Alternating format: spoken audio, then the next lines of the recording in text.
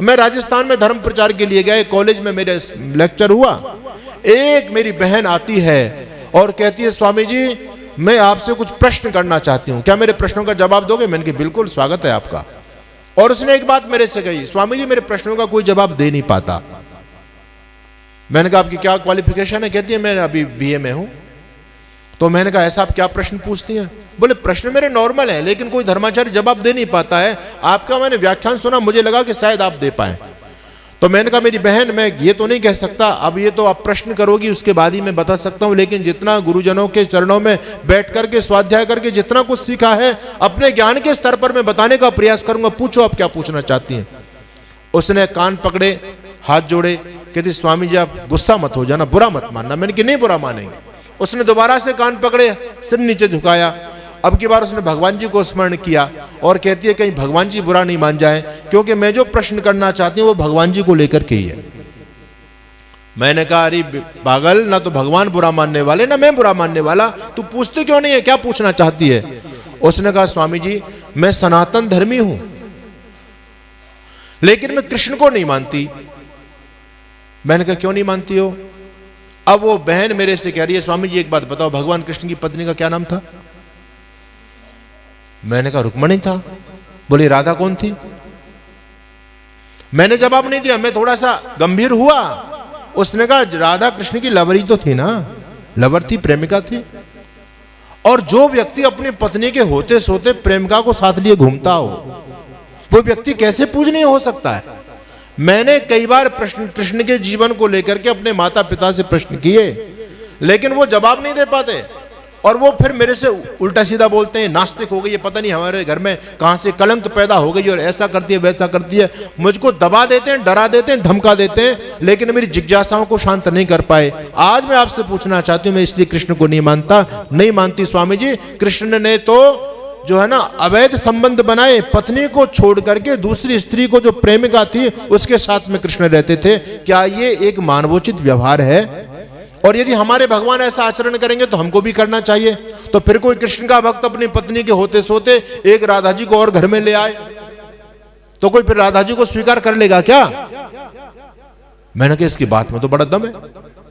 मैंने कहा और कहती है न केवल राधा के साथ में, कुब्जा के साथ में, गंगा के साथ में और अनेक गोपियों के साथ में उन्होंने रास किया, यानी डांस किया। गर्लफ्रेंड रखते थे, उसके शब्द बता रहा हूं मैं आपको। आजकल के बच्चे क्या प्रश्न कर रहे हैं, कहते हैं गर्लफ्रेंडों के साथ में वो डांस किया करते थे। तो जिस व्यक्ति का जीवन ऐसा हो, उस व्यक्ति को मैं क्यों मानूं? अगर उस कृष्ण का ऐसा जीवन है तो फिर कृष्ण मानने योग्य नहीं है। और हमने तो आज तक यही सुना है, सारी कथाओं में यही सुना है हमने। इसलिए कृष्ण के प्रति मेरे दिल में रत्ती मात्र भी श्रद्धा नहीं है। उसने कहा कि कृष्ण जी ने तो चोरी भी की थी स्वामी जी। उसने अनेक प्रश्न पूछे मेरे से। अब जब उसने प्रश्न कर दिए तो मैंने उसको समाधान देना शुरू किया। लगभग 1 घंटे तक मैंने उस बहन को समझाने का प्रयास किया और मैंने बताया राधे राधे कहने वाले लोगों सुनो ध्यान से। मैंने YouTube पर बोला है और प्रामाणिक बात बोलता हूं मैं। और मैंने सारे राधे राधे वालों को चैलेंज किया, भागवताचार्यों को चैलेंज किया। आओ शास्त्रार्थ का चैलेंज है। मैं आपको शास्त्रार्थ के लिए ललकारता हूं। सिद्ध करो कि राधा नाम की महिला कोई हुई। राधा पूरी तरह से काल्पनिक है, पूरी तरह से काल्पनिक है। यह हमको नष्ट करने के लिए, भगवान कृष्ण के चरित्र को बर्बाद करने के लिए विधर्मी लोगों की चाल है। आपके जितने भी प्रामाणिक ग्रंथ हैं उनमें कहीं पर भी राधा का कोई वर्णन मिलेगा ही नहीं आपको। भगवान कृष्ण के जीवन को समझना चाहते हो तो आप महाभारत पढ़िए, और महाभारत में कहीं पर भी राधा नहीं आई। एक जगह राधा आई, वो राधा कौन सी, वो कृष्ण जी के साथ रहती है वो वाली नहीं है, बल्कि कर्ण को जिस मां ने पाला था उसका नाम था राधा, इसलिए कर्ण को राधे कहा जाता है। उसका वर्णन आता है, बाकी इस राधा का कहीं नहीं है। विष्णु पुराण को आप देखें, और भी बहुत सारे, और तो और एक पुराण है श्रीमद् भागवत महापुराण जिसको लोग बोलते हैं। बड़ी कथा सुनना जिसका बड़ा पुण्य माना जाता है समाज के अंदर। कहते हैं एक बार जिसने भागवत करा ली 7 पीढ़ी तर गई। अरे भैया पीढ़ी तो क्या तरेंगी, बल्कि ये तो पाप और लगेगा भागवत कराने वालों को। तो समझने वाली बात है, ये जो भागवत जो लिखी गई, इस भागवत के अंदर भी कहीं पर भी राधा नहीं है, कहीं पर भी राधा नहीं है। लेकिन विडंबना की बात है, कोई भी भागवत कथा बिना राधा की होती नहीं। राधिका गौरी से, ब्रज की छोरी से, मैया करा दे मेरो ब्याह। तो इस पूरे भागवत के अंदर वैसे तो इसने भगवान कृष्ण को बदनाम करने में कोई कमी नहीं छोड़ी, लेकिन फिर भी भागवत वाला भी कहीं पर भी राधा की कोई चर्चा करता ही नहीं। अभी अनिरुद्धाचार्य कहने लगे कि भागवत में राधा शब्द आया है।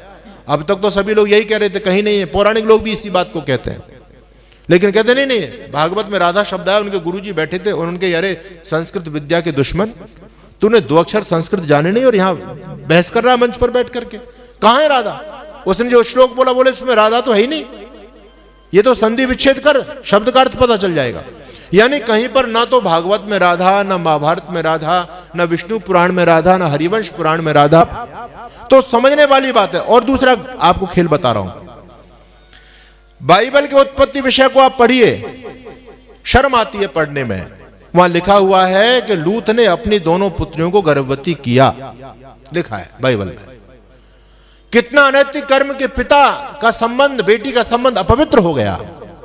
लेकिन वो जानते थे कि जब भारत में हम प्रचार करेंगे तो ये मुद्दा उठेगा और लोग हम पर थूकेंगे, तो क्या करें? बोले इनके भी महापुरुषों को बदनाम करो। आपके शास्त्रों में क्या लिख दिया? ब्रह्मा जी ने अपनी दोनों पुत्रियों के साथ में दुराचार के लिखा नहीं लिखा है? अच्छा मुझे बताओ फिर लूत में ब्रह्मा जी में क्या अंतर रह गया? अरे बोलो हाँ या ना, कुछ तो गर्दन तो हिलाओ भाई। तो फिर अंतर क्या रह गया? यानी कितना बड़ा घपला किया गया हमारे साथ में। तो निवेदन मेरा ऐसा है कि ये राधा नाम की कोरी कल्पना है। प्रमाणिक मैं आपको बात बता रहा हूं। हम लोग कहते हैं राधा कृष्ण की मामी थी, हमने भी वो कहानियां पढ़नी शुरू कर दी।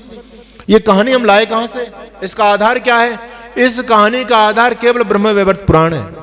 और ब्रह्मवैवर्त पुराण के अंदर भगवान कृष्ण और राधा के 4 संबंध बताए गए हैं। कौन कौन से? एक जगह लिखा है राधा कृष्ण की मामी थी, एक जगह लिखा है राधा कृष्ण की पत्नी थी, एक जगह लिखा है राधा कृष्ण की प्रेमिका थी, और चौथी जगह लिखा हुआ है राधा कृष्ण की आराध्या शक्ति थी। ये 4 संबंध बताए गए। अब आप अपने दिमाग पर जोर लगाओ, ये 4 संबंध हो सकते हैं क्या? भाई जो मामी तो मां के समान होती है, वो पत्नी कैसे बन सकती है? वो प्रेमिका कैसे बन सकती है? और तो और शर्म आ जाएगी। इस धूर्त, इस भांड ने इतना गंदा चरित्र चित्रण किया है भगवान कृष्ण और राधा का, शर्म आ जाएगी। पति पत्नी भी एकांत में बैठ करके उस चैप्टर को पढ़ नहीं पाएंगे, इतना गंदा लिखा है। मेरी एक सीमा है, लेकिन आक्रोश में मैं बोल जाता हूं।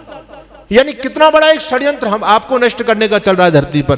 कितनी बड़ी गंदी बात भगवान कृष्ण के चरित्र को लेकर के की गई, उस विषय को कोई नहीं पढ़ रहा है कि राधा और कृष्ण का क्या ताल्लुकात रहा, कितना गंदे कर्म उन लोगों ने अपने जीवन में किए। ये सारे मुसलमान लोगों के दिमाग की उपज है ब्रह्मवैवर्त पुराण। और इसी में राधा और कृष्ण को मामी भी बताया है, इसमें प्रेम का भी बताया गया है, इसमें जो है ना आराध्या शक्ति भी बताया, पत्नी भी बताया है। तो अब आप बताओ कि कौन सा संबंध सही होगा भाई?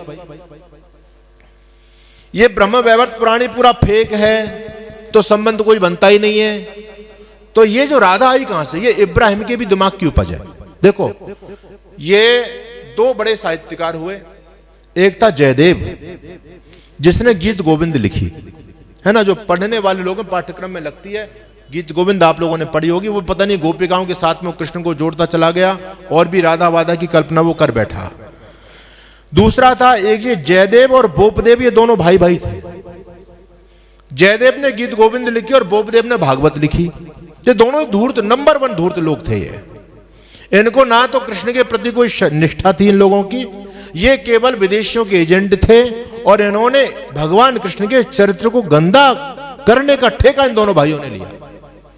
एक भागवत लिख गया, एक गीत गोविंद लिख गया। अब और आग चली, इनका प्रचार हुआ। फिर धीरे धीरे परंपरा विकसित होती चली गई कृष्ण पर लिखने वाले लोगों की। और हम ऐसे बुद्धू निकले कि कोई भी मुसलमान कृष्ण के बारे में कुछ भी लिख रहा है, हम गदगद हो गए। अरे देखो, ये तो रसखान है, और रसखान कृष्ण के बारे में कितना अच्छा सवैया लिख रहा है। लेकिन रसखान की मानसिकता क्या थी? रसखान ने कृष्ण के लिए क्यों लिखा? आपको पता है रसखान कभी शुद्ध हुआ था क्या? रसखान का नाम क्या? इब्राहिम। और इसने जो है रसखान बनकर के जानबूझ करके, यही तो कृष्ण को बदनाम करने का षड्यंत्र था, यही तो राधा को घसीटता फिर रहा है। कृष्ण के साथ में गोपिकाओं का कितना गंदा संबंध लिखा है। आप लोग ब्रह्म को ढूंढना चाहते हो, है ना, भगवान की भक्ति करते हो, एक बार परमात्मा की प्राप्ति हो जाए। वो लिखता है ब्रह्म को ढूंढो पुराण में गानन वेद ऋचा और चौगुन चायन। हमने ब्रह्म को हर जगह ढूंढा, ब्रह्म को सब जगह, बड़े बड़े जो है ना तीर्थों में चले गए, पहाड़ों पर, कंदराओं में, सब जगह ध्यान किया, वो ब्रह्म कभी नहीं मिला और कहीं नहीं मिला। और मिला तो कहां मिला ब्रह्म? वृंदावन के अंदर राधिका जी के पैर दबाता हुआ ब्रह्म के दर्शन लोगों को हुए। ये आपके बच्चे पढ़ रहे हैं, यानी कितना कलंकित कर दिया योगेश्वर भगवान कृष्ण को। लंपट लिखा है भगवान कृष्ण के बारे में। और जो है ना पता नहीं ये जो रसखान नाम का जो जंतु पैदा हुआ धरती पर, ये गंदगी था, इसकी ना कृष्ण के प्रति कोई श्रद्धा थी, ये बिल्कुल कट्टर मुसलमान था। इसने केवल भक्ति का चोगा पहन करके एक हमला करने के लिए और कृष्ण पर हमला बोल दिया। हम इसको कृष्ण भक्त बता रहे हैं, तो कितना बड़ा गेम। अब आगे चलिए आप। वो मेरी बहन मेरे से कहने लगी स्वामी जी मैं कृष्ण को नहीं मानती। मैंने उसको बताया, मैंने कि बहन ना तो राधा का कोई संबंध था। बोले फिर राधा का कोई संबंध नहीं था, काल्पनिक थी, तो हर जगह राधा राधा ये सब ये कैसे हो सकता है? मैंने कहा ये तो मंदिरों से क्या होता है, मूर्तियों से क्या होता है? मूर्ति तो साईं की भी बन रही है। साईं का क्या योगदान है आपके धर्म ग्रंथ में बताओ?